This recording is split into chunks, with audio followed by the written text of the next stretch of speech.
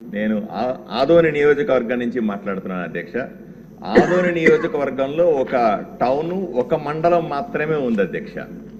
ఒక మండలమే అవడం వల్ల దాంట్లో ఒక ఎంఆర్ఓ ఉండడమో తహసీల్దార్లు కానీ మిగతా ఆఫీసర్లు కానీ ఒకరే ఉండడం వల్ల సుమారుగా ఆదోని నియోజకవర్గంలో ఉన్నటువంటి 43 గ్రామాలకు ఇబ్బంది కలుగుతుంది అధ్యక్ష. ఎందుకంటే సుమారుగా 1 లక్ష జనాభా ఉన్నటువంటి ఆదోని మండలంలో ప్రభుత్వ సేవలు తగినంతగా అందట్లేదు అని ప్రజలు ఇబ్బంది పడతా ఉన్నారు అధ్యక్ష.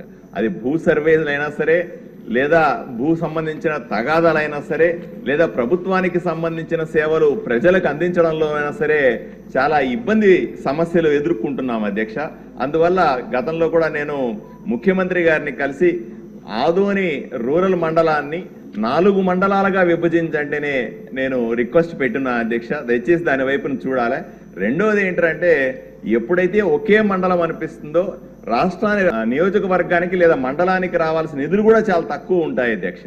పక్క నియోజకవర్గాల్లో కేవలం 5-6 పల్లెలకు కూడా ఒక మండలం ఉంటే ఆదోనిలో 43 గ్రామాలకు 43 పల్లెలకు కలిపి ఒకే మండలం అవడం వల్ల తక్కువ నిధులు వస్తున్నాయనే ఆవేదన కూడా ప్రజల్లో ఉంది అధ్యక్ష. కాబట్టి మీ ద్వారా నేను రెవెన్యూ శాఖ మంత్రి గారిని నేను విన్నవించుకుంటా ఉన్నాను. ఆదోని మండలాన్ని 4 మండలాలుగా విభజించి అధికారులు నియమించాల్సిందిగా, అలాగే నిధులు మంజూరు చేయాల్సిందిగా కోరుకుంటున్నాను అధ్యక్ష.